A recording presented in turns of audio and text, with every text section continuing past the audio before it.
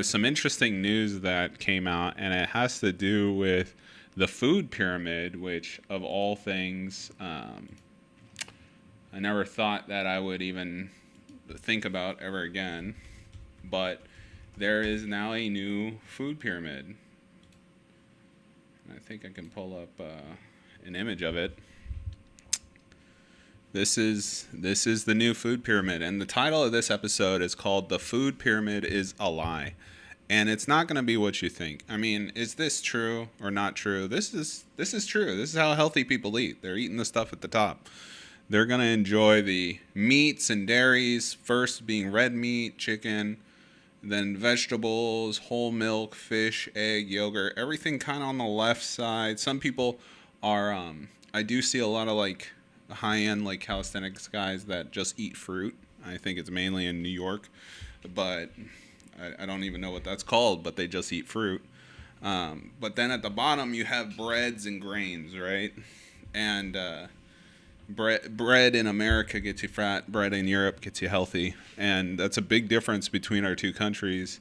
And that's what I'm going to get into today, and why I say that this actually doesn't matter the way that people think it does. This matters in terms of let's get some more information and change up something that was bad in the past. Because I think, yeah, at the top of the pyramid, it's foods and drinks high in fat and sugar and salts, fats, spreads and oils, and down a little bit, meat, poultry, fish, and eggs, then milk, yogurt, cheese, whole meal, cereal, breads, potatoes, pasta, and rice, and then at the bottom, vegetables, salads, and fruits.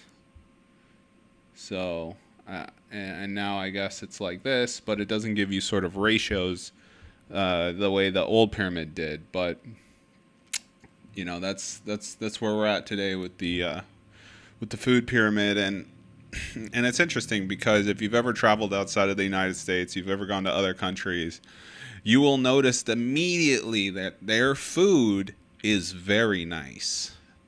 And you can't really put your finger on it, especially traveling around South America, South and Central America, not so much in Mexico. I mean, in Mexico, they have these little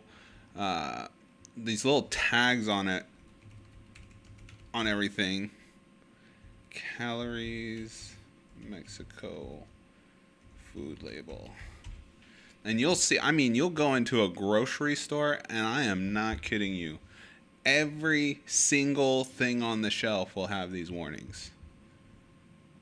Now imagine you go to the store, exceso calorías, exceso azúcar, exceso grasas saturadas, exceso sodio.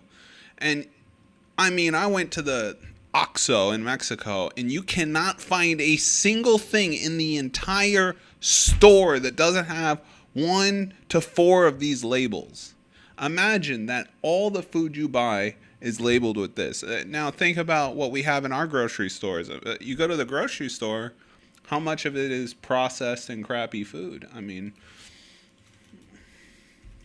U.S. grocery aisle.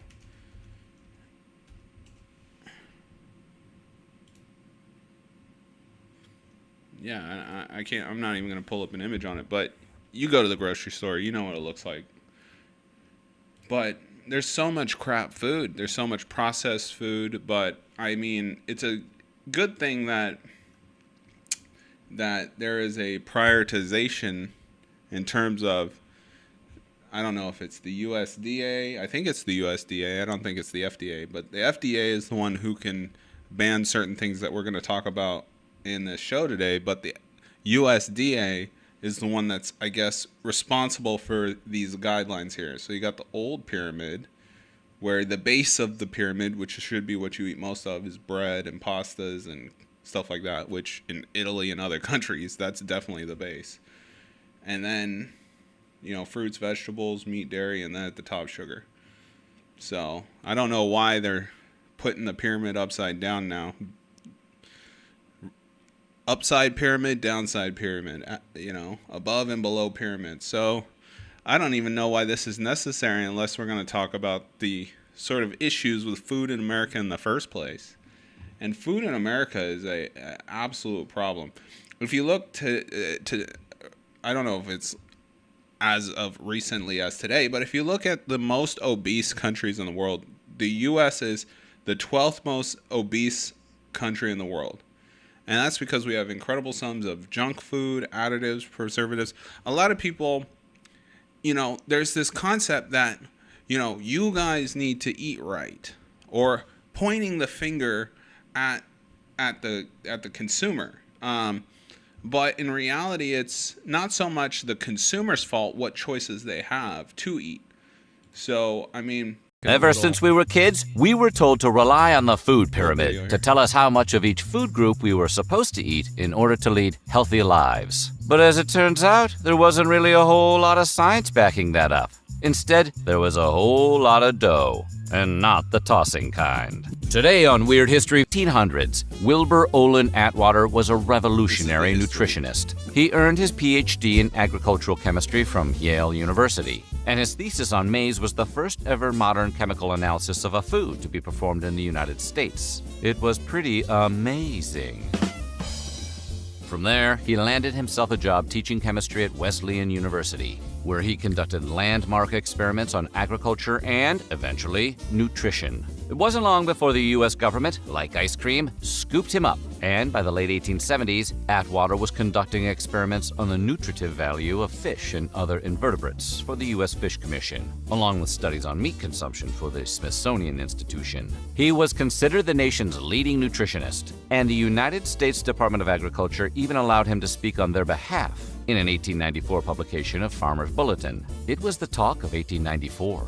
Therein, Atwater wrote, "The evils of overeating may not be felt at once, but sooner or later they are sure to appear, perhaps in an excessive amount of fatty tissue, perhaps in general debility, perhaps in actual disease." Judging by his feelings about the evils of overeating, it's a good thing Atwater didn't live to see the invention of pizza delivery. The publication marked a turning point for the USDA. After being founded in 1862, the USDA had previously abstained from doling out nutritional advice. But like any nagging Nancy can tell you, once you start giving out advice, it can be hard to know when to stop. Just 2 years later, Atwater would go on to publish his magnum opus, The Chemical Composition of American Food Materials. Everyone remembers where they were the day that book dropped. This nutritional guide documented the fuel value, or caloric content, of everyday foods, along with their fat, carb, and protein contents. However, scientists at the time didn't have a good grasp on exactly how vitamins and minerals affected the body, and so they were left out of Atwater's guide altogether. Regardless, Atwater's guide would act as the primary handbook for the USDA's recommendations for decades to come. In other words, a single man was dictating the government's position on nutrition. That is, until the food rationing of World War II. In 1943, the USDA created the first predecessor to the food pyramid. It was pretty basic. In fact, it was called the Basic 7. Divided into 7 different categories, this chart attempted to steer people away from malnutrition during wartime food shortages. It consisted of equal parts: 1. Green and yellow vegetables, 2. Oranges, tomatoes, and grapefruit, 3. Potatoes and other vegetables and fruits, 4. Milk and milk products, 5. Meat, poultry, fish, or eggs, 6. Bread, flour, and cereals, and 7. Butter and fortified margarine. That's the most powerful margarine. In addition, they also included a disclaimer that invited citizens to eat any other foods you want, which seems like it negates the entire purpose of the wheel. Guess you could fling it around with your friends or something. At the time, nutritionists criticized the wheel for giving each category equal space on the wheel, making it look like 1/7 of a person's diet should be entirely butter. Wait, it's not supposed to be? Still, varieties of fresh produce appeared in 3 of the basic 7 groups, and noticeably, bread, flour, and cereals only appeared in 1. 13 years later, the USDA would update their guidelines for the post-war era. Still trying to fight off malnutrition, they came up with We're going to skip ahead to the pyramid. By the 1990s, the anti-fat pro-carbs movement was firmly cemented in the American conscience. Even organizations like the American Heart Association hopped aboard the misinformation train. They advocated for limiting fat-based caloric intake to 30% of one's daily diet, while increasing the number of calories individuals got from carbs to make up for it. According to Scientific American, however, this 30% figure, which became standard nutritional guidance for well over a decade to come, was based on no long-term studies and was instead built off of several Surgeon General, National Research Council, and Dietary Guidelines Advisory Committee reports. Likewise, studies of the early 1990s showed that replacing calories from saturated fats with calories from carbohydrates did nothing to reduce the risk of heart disease. And replacing calories from unsaturated fats proved to be an even worse catastrophe. Cutting out unsaturated fats and replacing them with carbs both increased the risk of heart disease and increased rates of obesity. However, none of this stopped the government from moving full steam ahead with even more recommendations. And in 1992, the USDA unveiled their first ever food guideline pyramid. At the pyramid's pinnacle, with a disclaimer of use sparingly, were fats, oils, and sweets, all lumped together in one dismal peak. Below that were equal small portions of dairies and proteins, slightly larger portions of vegetables and fruits, and a gigantic base of bread. Just tons and tons of bread. According to this pyramid, you should try to harvest half a wheat field with your teeth each day. The government then distributed this pyramid via posters and textbooks that went into schools the nation over, and they began to inculcate the children of the 90s and the aughts with their bready vision for the world. With this increased governmental guidance, obesity levels continued to rise, almost doubling from their 1980 levels by the new millennium. Enter the food lobby. Angered by their small share of the 1992 food pyramid, the dairy councils stepped up their pressure on government bureaucrats to increase their recommended dairy consumption. Likewise, as people cried foul over the lack of differentiation between good fats and bad fats, the National Cattlemen's Beef Association fought hard against them to keep red meats in the same meaty catch-all as chicken and fish. For their part, Atkins Nutritionals Inc., hell-bent on reducing America's carbohydrate intake,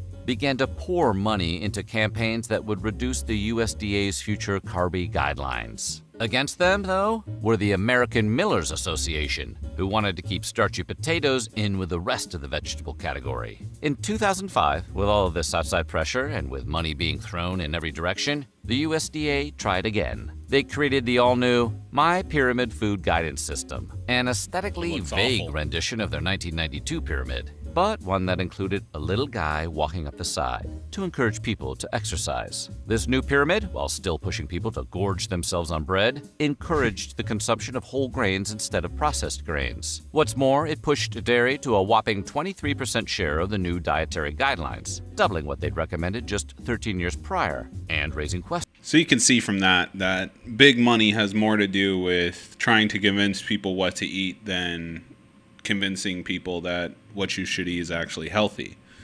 They're just trying to sell their stuff, right? So it's just kind of interesting that a lot of these things in our country are based on one person's research and one person's direction. And I know if we did more research on this, and if that's something you guys want to see, let me know in the comments, and I can definitely do more research on topics that you're interested in.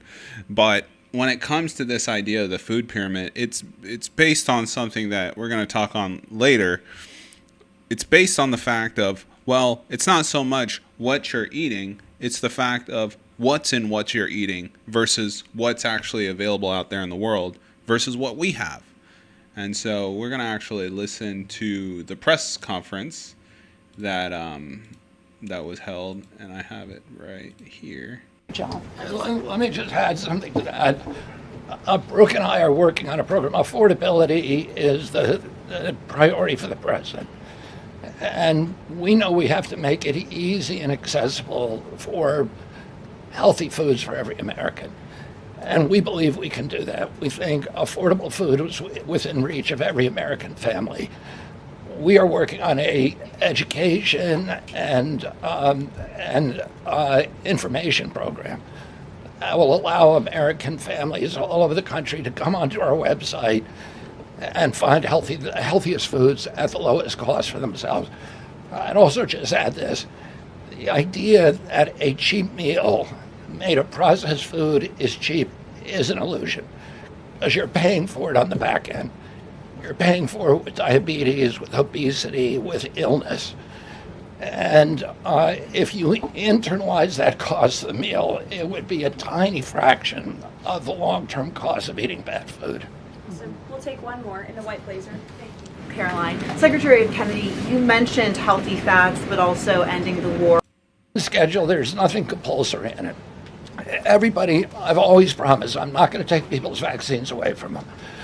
People who want to get vaccines, everybody who wants them can get all of the vaccines that were on the old schedule. They will all be paid for by the America Healthy Again. For decades, Americans have grown sicker while healthcare costs have soared. The reason is clear. The hard truth is that our government has been lying to us to protect corporate profit-taking, telling us that these food-like substances were beneficial to public health. Federal policy promoted and subsidized highly processed foods and refined carbohydrates and turned a blind eye to the disastrous consequences.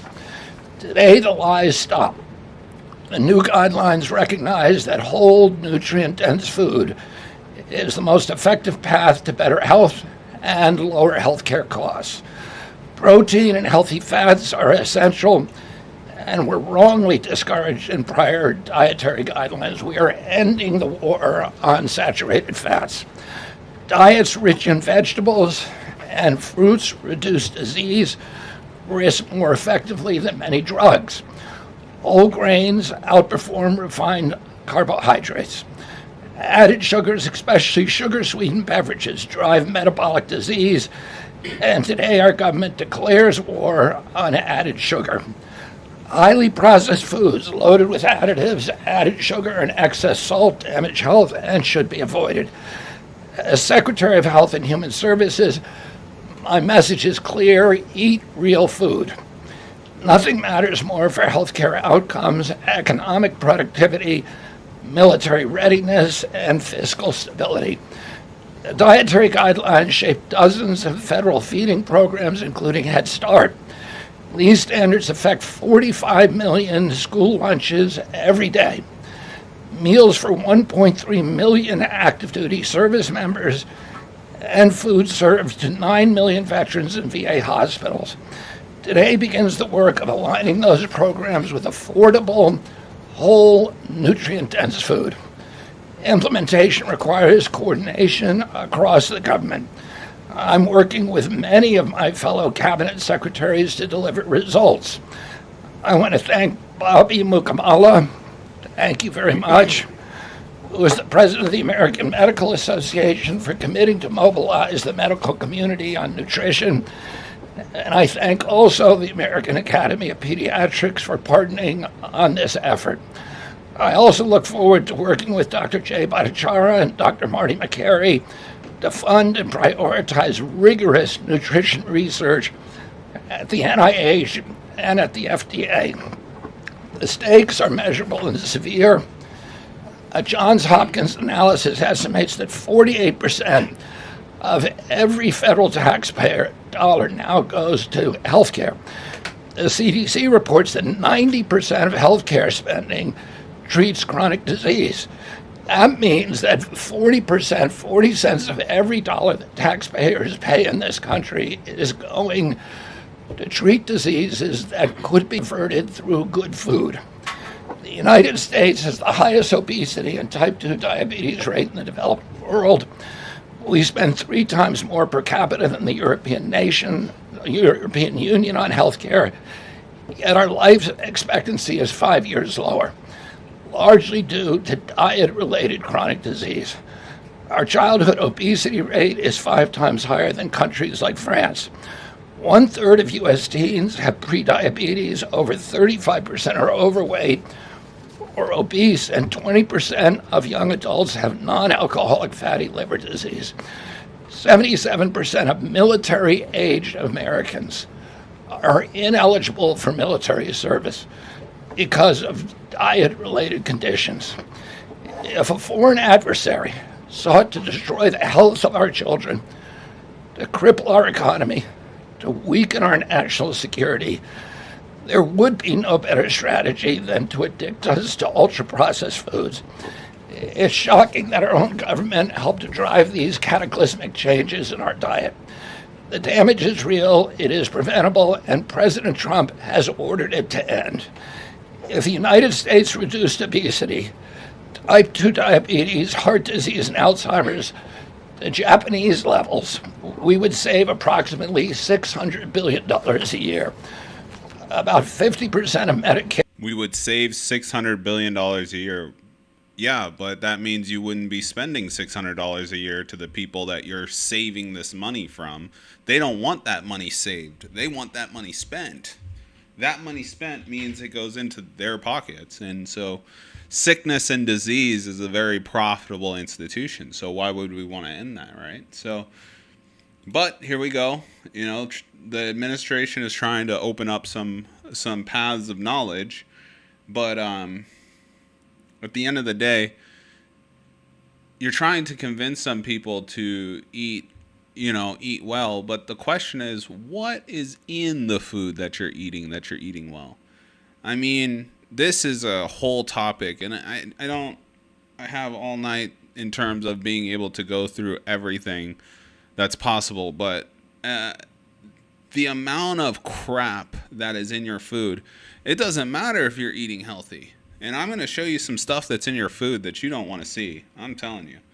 Thank God thousands of people aren't on here, because they're about to see some stuff in their food that just is absolutely horrific. And so I've got a list here that I've made, and it's additives and what their function are, and sort of the classification of why these things are sort of banned in the Europe and other countries. So here, the first thing on the list is potassium bromate. And you'll see potassium bromate in literally everything. And potassium bromate is just, classified as possible human carcinogen linked to kidney and thyroid tumors in animal studies. What is that? Cancer, right? It's a dough strengthener, flour improver, and baked goods. Allowed in limited amounts, found in some breads, pizzas, baked goods, and from brands like A&M, Bronx Baking, or no, that's not true. Whatever this is saying right here, this ain't the facts. You will find potassium bromate in so many things. If you literally look at the back of your ingredients, if you've ever done that, maybe I'm going to go out. If some people let me know if you want me to take pictures of ingredients in food and then post it, because these sort of things are so prevalent. Azodicarbonamide. It's a bleaching agent in dough. So it breaks down into semi-carbazide, which may increase cancer risks, also linked to respiratory issues. You'll find it in bread, tortillas, bakery products. Butylated, and there's something all of these have in common. Obviously, you're already starting to see it. Butylated hydroxyanazole, preservative to prevent rancidity in fats and oils. Reasonably anticipated human carcinogen per U.S. National Institute of Health. Potential endocrine disruptor, right? Butylated hydroxytoluene. Preserves similar to BHA, used in fats, cereals, and packaging, linked to liver and kidney damage in animals, restricted due to potential health risks. Propylparaben, preservative in baked goods, dairies, and beverages. Wow, why would you need it in dairy, right? Potential fertility disruptor and endocrine effects, hormone mimicking properties. That sounds horrible. Titanium dioxide, a colorant to whiten or brighten foods like candies, gums, and baked goods. Potential to cause DNA or chromosomal damage. Genotoxicity concerns from studies. Genotoxicity. This is in your food, man. Artificial colors, which we know that the administration is banning synthetic dyes, which is used for candy, cereals, and beverages, linked to hyperactivity in children, potential cancer risk. You know what I mean? Next one, all it says is requires a label in EU. I'm not skipping stuff. It's just not relevant. Now, this one is a sensitive topic, but don't go after the yum yum, but I'm going after the yum yum. It's monosodium glutamate. The secret ingredient, right? It's a flavor enhancer for savory tastes, and my goodness, it makes it savory. Linked to headaches, nausea, potential neurotoxicity, and obesity in some studies. So that's banned in many countries. Then we got the massive culprit in America, which is high fructose corn syrup, which is a cheaper than sugar sweetener. And this is in freaking everywhere. So you see this food pyramid, right? And we'll get into some, well, the cheese is coming from pasteurized milk. The chicken, I mean, I don't want to get ahead of myself. Associated with obesity, type 2 diabetes, liver disease, and metabolic syndrome due to rapid fructose absorption. And that is literally in everything. Sodium nitrite, preservative and color fixer in cured meats, forms nitrosamines, potential carcinogen linked to increased cancer risk, and this sounds horrible, methemoglobinemia. Anemia. So anemia is something with blood, but methemoglobinemia in children, right? Sounds bad. So why do we have sodium nitrate allowed? See, all of these things need to be banned in America as they are banned in other countries. Carrageenan. It's a thicker and stabilizer made from seaweed. It's made from seaweed. It can't be that bad. May cause digestive issues, inflammation, gut ulcers, some form linked to cancer in animal studies. Aspartame. Artificial sweetener. Debated links to cancers, headaches, and neurological issues. Contains phenylamines. Risk for those with PKU. Not sure what that means. But it's used in diet sodas and sugar-free gums and tons of stuff. This you'll find everywhere. Sodium benzoate. It's preserved to inhibit mold. When combined with vitamin C, forms benzene, which is a carcinogen, and potential hyperactivity in children. This stuff is all up in our food. It's in the meats, it's in the dairies, it's in the cheeses, the vegetables. I mean, we'll get into that, but I want to jump ahead. Bisphenol A. I'm skipping red dyes because, we already know. Chemical in can linings and plastics, which migrates into so that's BPA. And there's a lot of BPA banning going on because everybody has come to the conclusion that maybe we shouldn't feed people BPA. Endocrine distributor mimicking estrogen, linked to fertility issues, obesity, and development problems in children. Yeah, maybe that should be nowhere near our food at all, and anybody who puts it near our food or on our food or around our food should be sent to jail. Phthalates. Plasticized that leaches into food, hormone disruptor, reproductive issues, and increased obesity and cardiovascular risk. So that's in processed cheeses, fast food packaging, and fatty foods like meats. So I don't know what kind of meats they're in, but hydrogenated oils, trans fats, which is a stabilizer for shelf life and texture, which raises, I guess, bad cholesterol, heart disease, largely banned in the U.S. since 2018, but traces remain in some products like margarine shortenings and fried foods, which, people should stay away from. Here is a video. We want to turn now to a series of stories that we are doing this week. It's food products that are banned in Europe and why. So if it's banned in Europe, why do we then sell it to Americans? That's a good question. On how U.S. food regulations have left American consumers exposed to chemicals and additives that have been banned in other countries.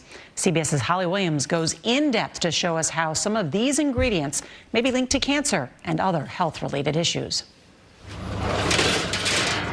From baguettes to focaccia, Europe is famous for its bread. But one ingredient is missing. Potassium bromate is a suspected carcinogen that's banned for human consumption in Europe as well as China and India. but legal in the US, where it's used by some food makers to strengthen dough and estimated to be present in over 100 products. There is evidence that it may be toxic to human consumers, that it may even either initiate or promote the development of tumours. Professor Eric Millstone is an expert on food additives and told us European countries take a much more cautious approach to food safety. Can we say for sure that these differences in regulations mean that people in the US have developed cancers that they would not have developed if they'd been eating only in Europe? I think that that is almost certainly the conclusion that we could reach. It's not just potassium bromate, but Really? many other chemicals and substances that are banned here in Europe over health concerns, but considered safe by the FDA. Do you think most Americans are aware that they're being exposed to substances that are viewed as dangerous over here? They probably just think, well, if it's available and it's in the store, then it's probably fine. Stacey McNamara is from upstate New York, but has been living in London for 10 years. She told us raising children on this side of the Atlantic has opened her eyes to what's allowed in food in the US. She has no plans to ever move back home. And is food safety a part of that decision? For sure, yeah. How am I going to protect my children when it's just everywhere? In a statement to Real CBS talk. News, the FDA said that when used properly, potassium bromate converts to a harmless substance during food production. But at the same time, Nora, it acknowledged that not all potassium bromate may convert, saying control measures can minimise the amount in food. You gotta understand, there's billions of dollars behind this. They don't want to tell you the facts. They don't want to tell you the truth. They don't want to tell you how dangerous this stuff is, how it's all linked to cancer, how it's all banned in other countries. They're not gonna, these people are not ethical. Business people are not ethical at all. They do not have a moral basis by which to judge, and they have to, the only way that they can operate well for the betterment of mankind is literally a boot on their neck. And it's really sad to see that they would have this much garbage in our food. I mean, I was going around the grocery store today just looking at ingredients, and there are words that cannot be said in the English language, and that stuff is in our food. So what good is a food pyramid? Hey, let's look at A-peel. You got fruits and vegetables. Bill Gates's A-peel.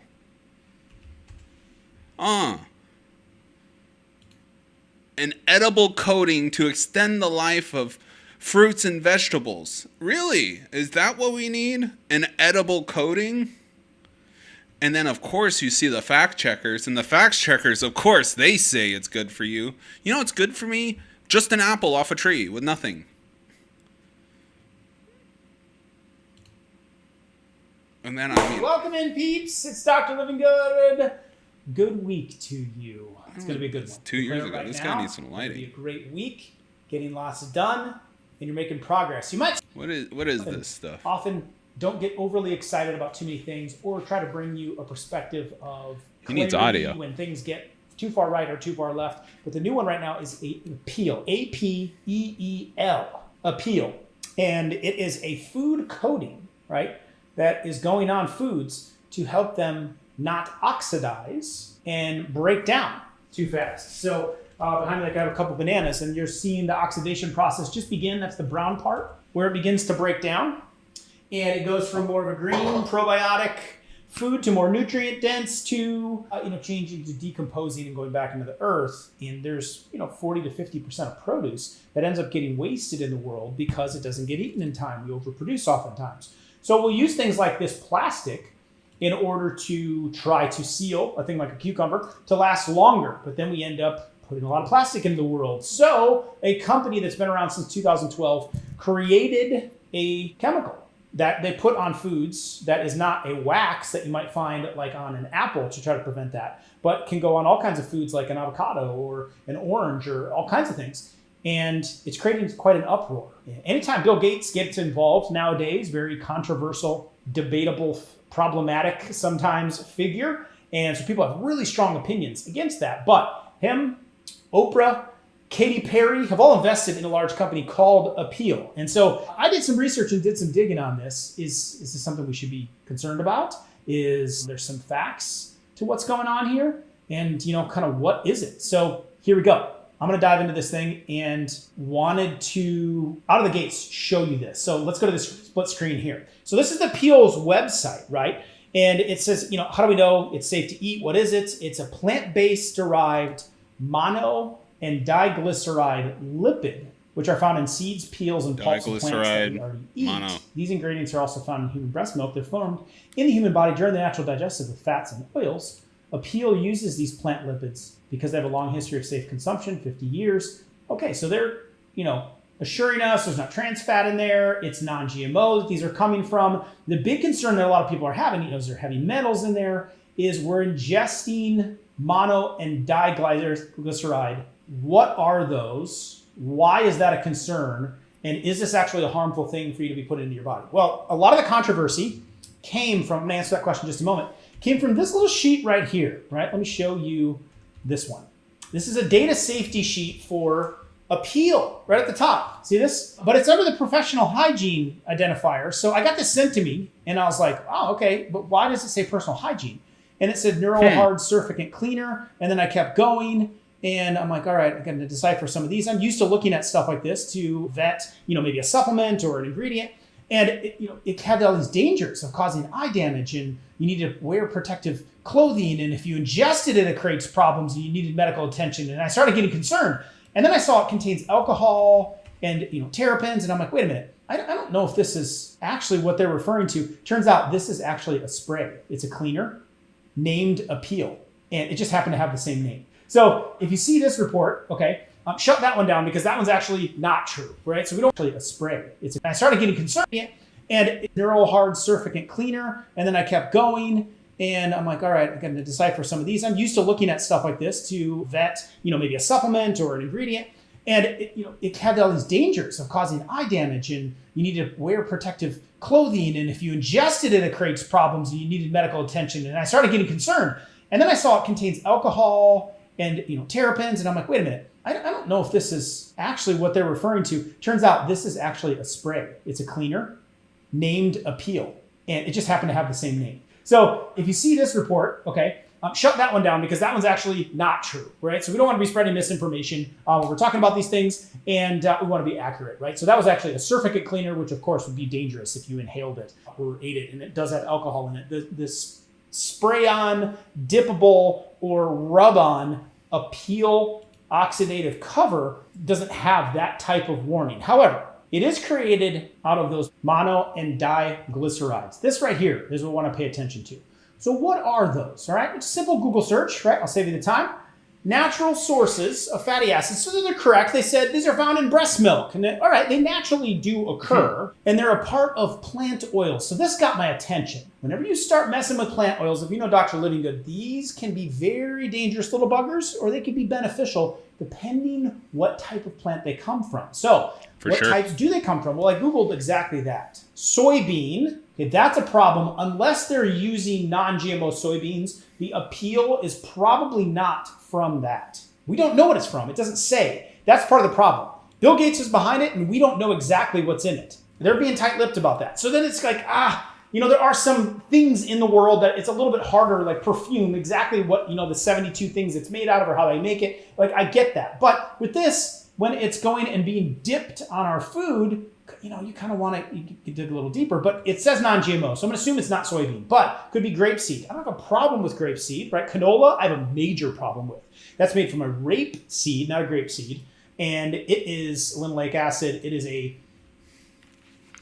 Well, we can see in the Appeal patent that it says when water is used as the solvent, for example, the cutin-derived monomers and oligomers, esters, and combinations thereof typically may be insolvent at room temperature, which, your body is at room temperature most times. Not like literally, it's like more than that, but not hot enough to melt stuff. But may or may not be soluble at the elevated temperatures and pressures depending on the specific plant from which the cutin is sourced. Okay, so they're sourcing a cutin from somewhere, but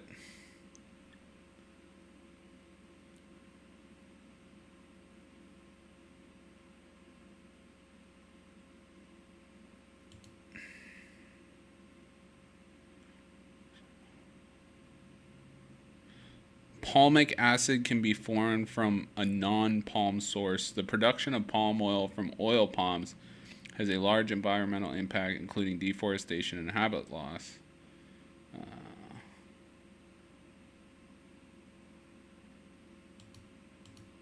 So a non-palmic palm oil source is in here under their examples.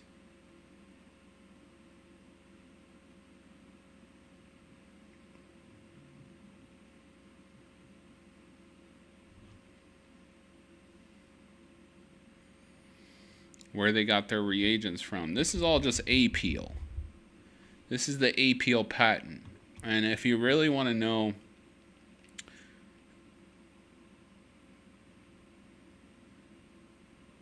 so it seems they're using tomato pomace.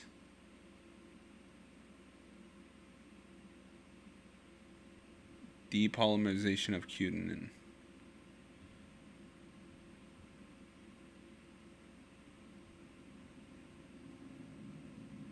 In ethanol. That doesn't sound good.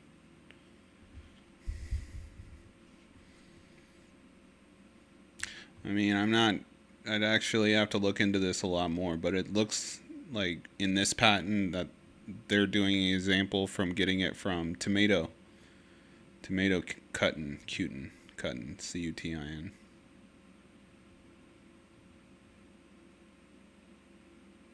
Protective coatings formed over avocados. Protective coatings were formed by extracting compounds by methods described herein. Thermal depolymerization of cutin.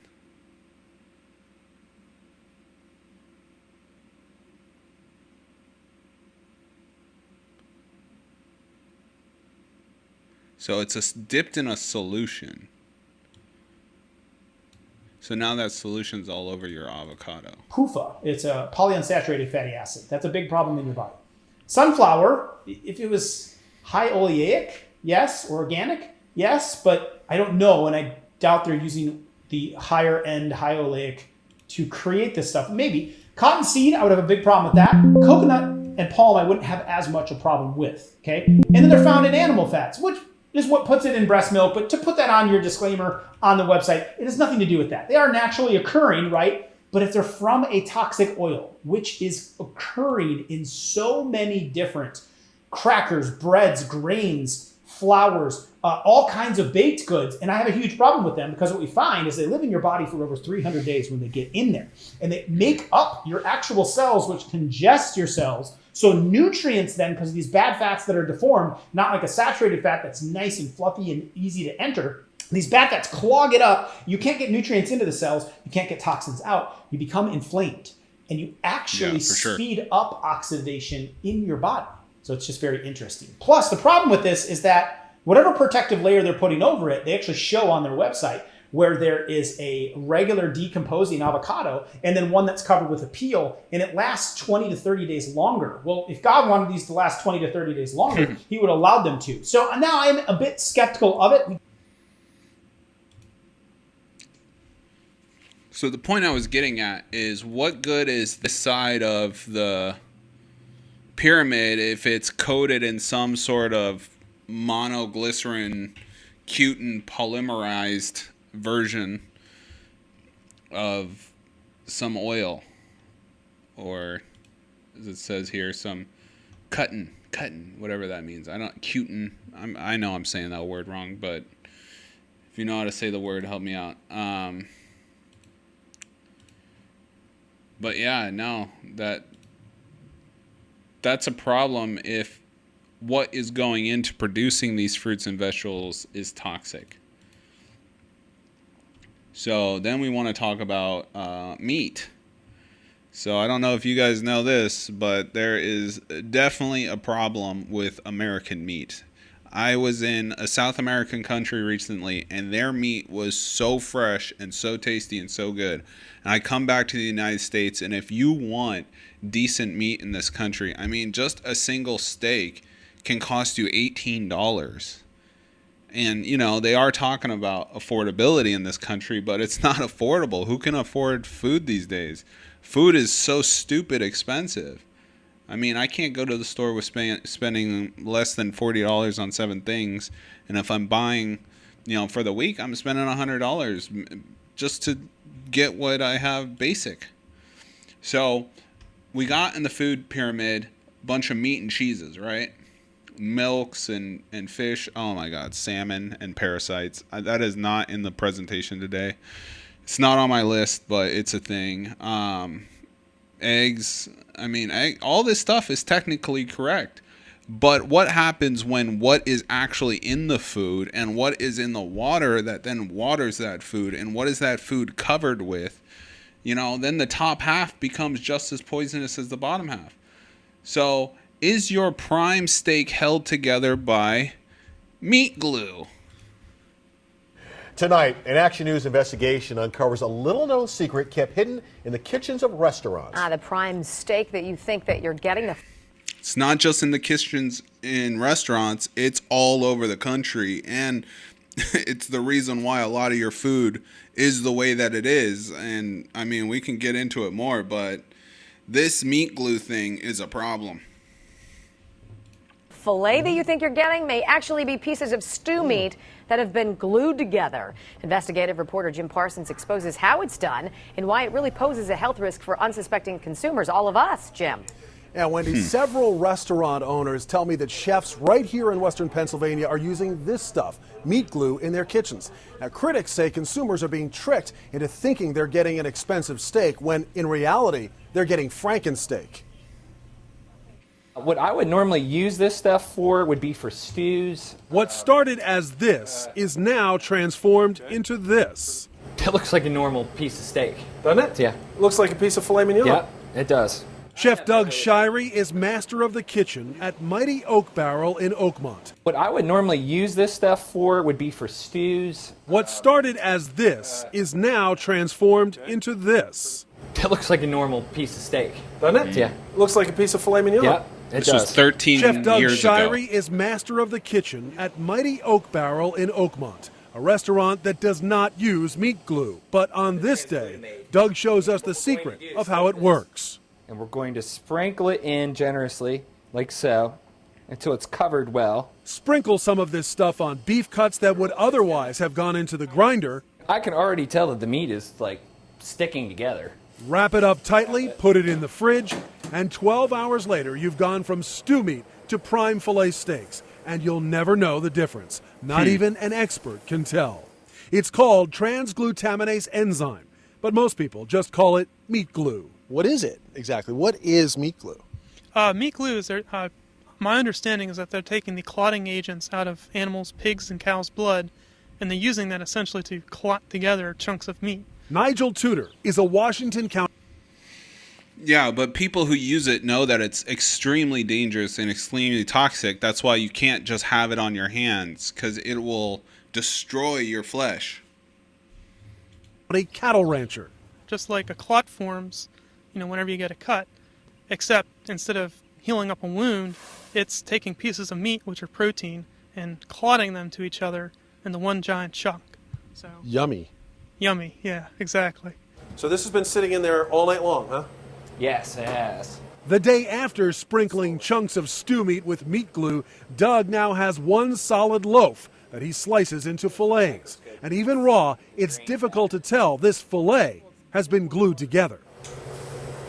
And impossible to tell after it's been on the grill, even side by side with a real McCoy, a genuine filet mignon steak. Look at that. It's amazing, huh? And now it's time for the taste test. Doug and I sample the real steak, then the steak that's been glued together. You can't taste the difference. It tastes great. Doesn't it? Yeah. Glued meat. Who would think glued meat would taste great?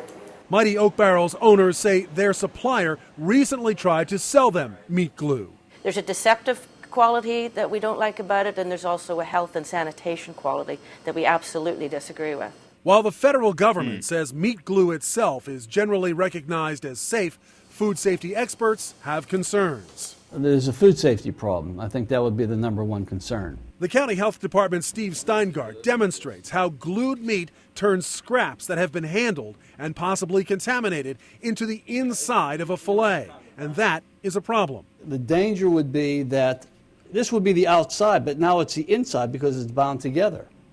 So this would have to be cooked, because if you ordered that rare, there's a possibility that this steak, there could be growth on it. The problem is a consumer wouldn't necessarily know they've ordered a glued steak.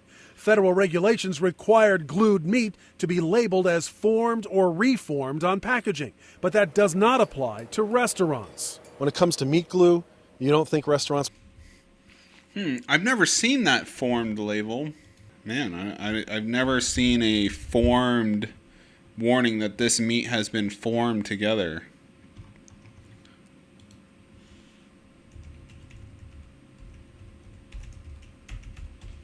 A meat glue label.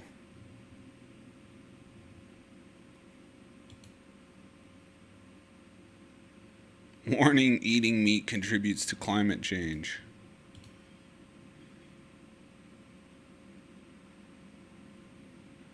Acrylide.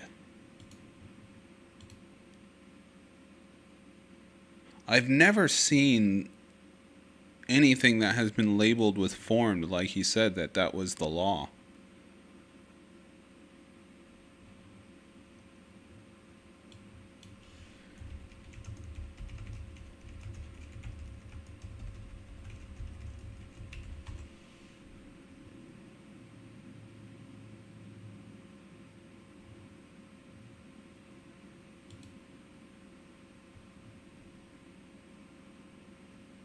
The gross, this is Reader's Digest, this year, 2025. The gross meat ingredient you're probably eating.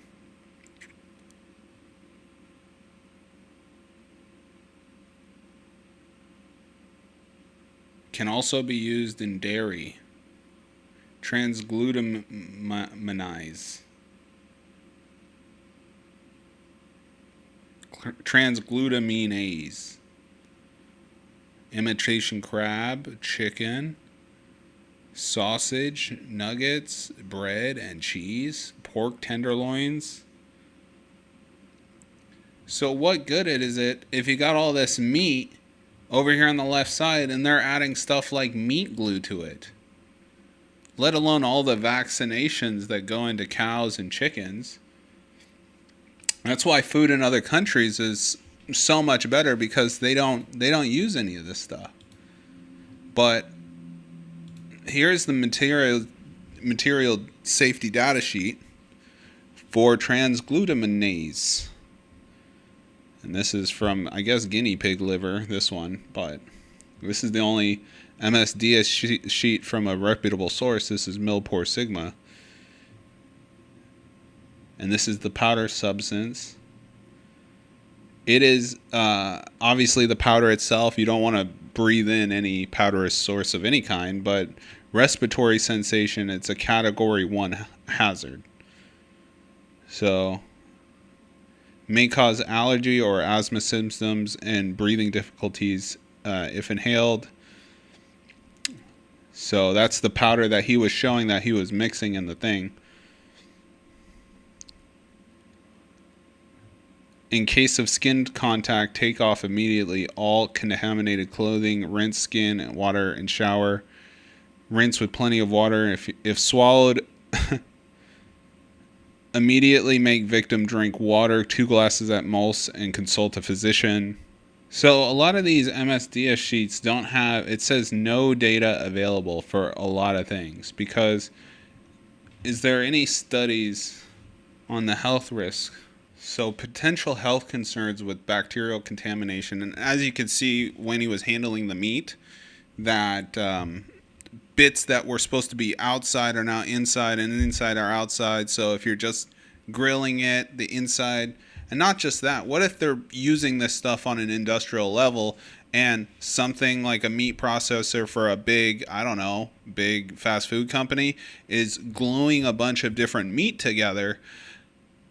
You know, what if that meat that they're gluing together is rotten, and then they just run it through a chlorine bath, and next thing you know, you've got rotten meat that you're digesting, and all they did was kind of purge it with this unhealthy process and then just gluing it all together. Research indicate that immunogenicity, MTG, can create new protein structures that may be recognized as foreign by the immune system, potentially exacerbating conditions like celiac disease and gluten sensitivity. Obviously, the white powder is super dangerous, but what good is this food pyramid if you got meat and cheeses and stuff, and some of that meat is being glued together? And chicken, oh my God, let's watch this about chicken. When was the last time you ate chicken? Well, the way many chickens are processed here in the U.S. is holding up a trade deal with Europe. What don't the Europeans like? The chlorine. When it comes to chicken, Michelle Guidi prefers hormone-free, antibiotic-free, organically raised birds. I'm feeding my children and my husband. This is my family, so I want to feed them the healthiest options out there. But did she check chlorine-free? No, I didn't. Most U.S. poultry plants plunge freshly slaughtered birds into chilling baths. You need to get that temperature down right away. These baths often contain antimicrobial chemicals that can include chlorine. Heavily diluted in water in order to kill pathogens that might be present, like salmonella. A tiny amount gets absorbed into the meat. Yes, I use bleach to clean my whites. My children swim in chlorine. But ingesting it and eating it, I feel a little bit apprehensive. Government regulators say this use of chlorine is safe and effective in poultry processing. Safe and Studies effective. show once the chlorine hits the bird, it breaks down into safe byproducts. That's not what the European Union says. This French political ad shows American chickens bathing in swimming pool water. The fear that chlorine causes cancer. And while there's no evidence, they operate on what's called the precautionary principle. Since there is controversy about using chlorine and other chemicals in poultry processing, they have decided to keep our poultry out for nearly 2 decades, costing U.S. poultry farmers hundreds of millions a year. Unfortunately, this is a matter that political science has trumped sound science. There is a different approach. This is the best-selling chicken we've ever had. At Antonelli's in San Francisco, consumers flock to buy Mary's air-chilled chickens. Mary Pittman and her son David raise their birds differently, from egg to chick to farm to slaughterhouse. I can't eat a chicken that's dunked in chlorine bath, and that's what makes us very different. At their plant in the Central Valley, the Pittmans blast freshly slaughtered birds with very cold air to lower their temperature. That's how it's done in Europe. They're not in a water chill chlorine bath for an hour. We're instead air chilling with air for 3 hours. A whole chilled chicken from Mary's costs about $2 more per pound. Even so, this mom might just consider it. I would be willing to pay more money for it. Well, here's the thing. RFK Jr. said it's about the health benefits over time, and in the long run, you know, you don't want to pay the price with your health. And so that's not the only thing with our chicken. You know, if I really did a breakdown of all the food that they receive to eat, the injections that they get, how they live, in what sterile conditions they live in.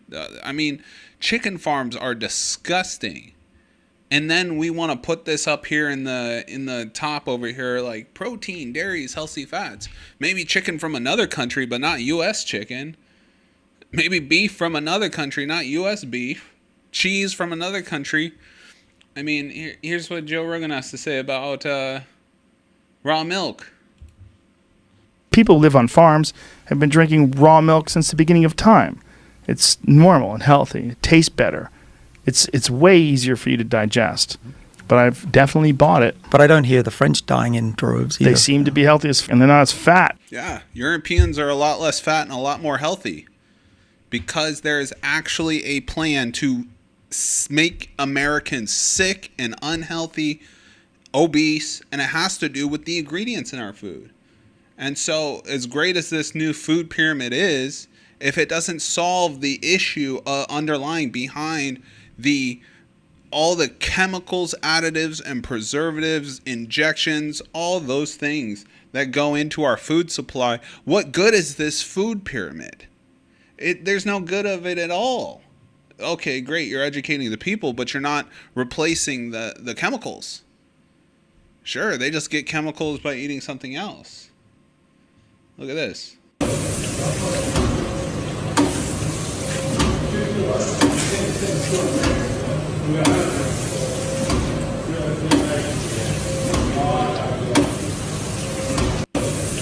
It says water. How do you know that? How do you know that? Why do you need to be injected? And plus, and this is the last thing in tonight's show. What is in our water? So you're putting our water inside of the food, and then you eat the food. You grow up the beef, but the beef has been drinking poisoned water.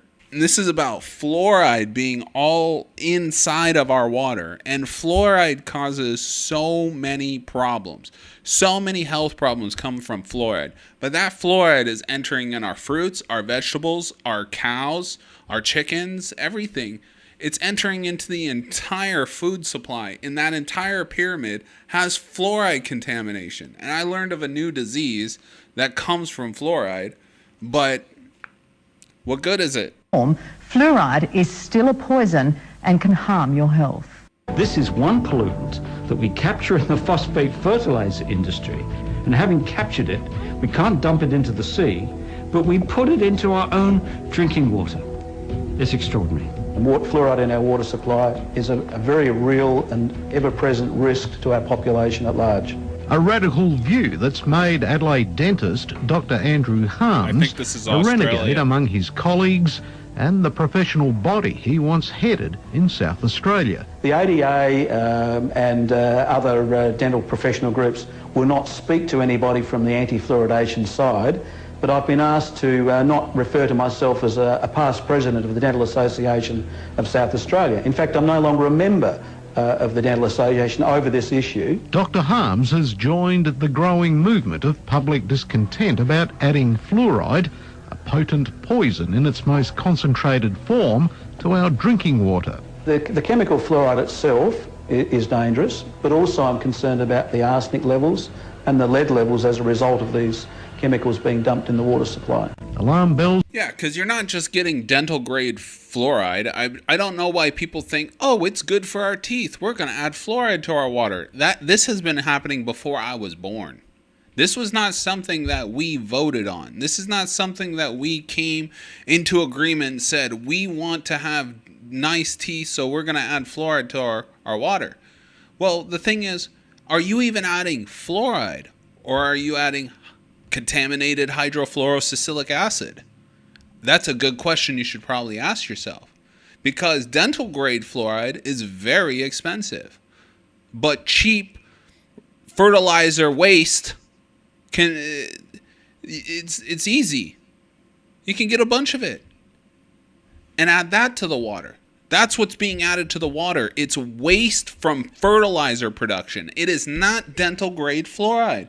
And because what? Then we water our fields. Then we, give water to our cows and to our chickens and to our animals and our livestock. So all of our fruits and vegetables, everything on this pyramid is contaminated with fluoride. Unless we get it from some other country. If it's made in this country, everything here, maybe outside of the oil, but if it was made from trees that are watered with American oil or watered with American water, that oil is going to have residue of fluoride in it. The entire pyramid is contaminated with fluoride. And fluoride has a horrible effect on IQ and a bunch of other things. I mean, I've been against, and this is the microbiome of your gut. So we fluoridate most of the drinking water here, but in Europe it's 3%, and in Canada it's only a third of the drinking water. If fluoride is killing bacteria, which we know it does, in the mouth, reducing cavities, what is it doing to the bacteria in the microbiome? Mm-hmm. It may be doing damage and altering the microbiome. And a recent study in one of the JAMA journals found that the fluoride may be accumulating in one of the learning centers of the brain, which is why they saw lower IQs among children in fluoridated areas where the water had fluoride added. So what about toothpaste? So it's the current recommendation to avoid fluoride in toothpaste for young children. That's probably for a good reason. Maybe the kids should not be drinking sugary drinks and these juices with added sugar. Maybe there's another way, instead of adding a bactericidal agent to the drinking water, that we can address the cavity issue. So they say that fluorine in your water makes for healthy teeth, but there is something called fluorosis. Now, they're saying that the levels of fluoride in the water is too low to cause this problem, fluorosis. However, you don't just get, like he said, you're not just getting fluoride from your water. It's in your toothpaste. It's now in all your fruits and vegetables. It's in your meat, dairy, and poultry. Your beef, dairy, and poultry. It's in everything. Fluoride has contaminated the entire food supply. And I know for a fact I see a lot of people with this problem. I myself, just a personal testimony, I myself had horrible rotting teeth. And I got off the fluorinated water. I replaced my water. I do not drink or use tap water for cooking. I buy water for cooking, drinking, putting the filter onto the shower head. I use non-fluorinated toothpaste. And when I started doing that, my teeth stopped rotting. My personal teeth stopped rotting. And in fact, for the last 10 years, I have not had an issue with an increase in issues with my teeth. But this is what my teeth used to look like. And I'm using mainstream toothpaste, multi-billion-dollar business. They don't care about you, man. I mean, I'm believing in this administration to at least talk about some truth, but companies and systems, they will profiteer off your suffering. This is why we fight like heaven, man. You got to get the information so that you can stop buying the crap they're using to kill you. For real. There's so much garbage. You can love the pyramid. New pyramid, old pyramid's out, new pyramid's in. Great. Old pyramid of Satan out. Satan's pyramid out. We got another pyramid now. Very little grains. Lots of proteins to eat. Sure, no doubt. That's a Mediterranean diet if I've ever seen one, right here. Lot less bread. It's good for you. But the problem is the American products are the problem. It's what we make in this country that is the problem. It's behind in the multiple layers of chemicals, preservatives, additives, vaccinations, and the fluorination of our water that makes our foods poisonous. It causes inflammation in the body. We read all the list of side effects that occur from all these different additives. Why do we have an increase in cancer? Everybody wants to end cancer, but nobody wants to redesign how we handle food and what safety measures we put in this country, what chemicals are allowed in our food. And if you want to buy truly organic, truly natural, and truly healthy food, you're going to pay as much as it's going to the doctor. It's going to cost you an arm and a leg. It's going to be expensive. So, food pyramid's great, but the whole issue is everything behind it. Go eat in Italy. Go eat in France. Go eat in Africa. Go eat, I don't know about India, but Japan. Go to any country in South America and eat their food, and you will immediately realize that their food is healthy. I mean, I was in South America and I was eating the food. It was like my body had been crying out for this for years.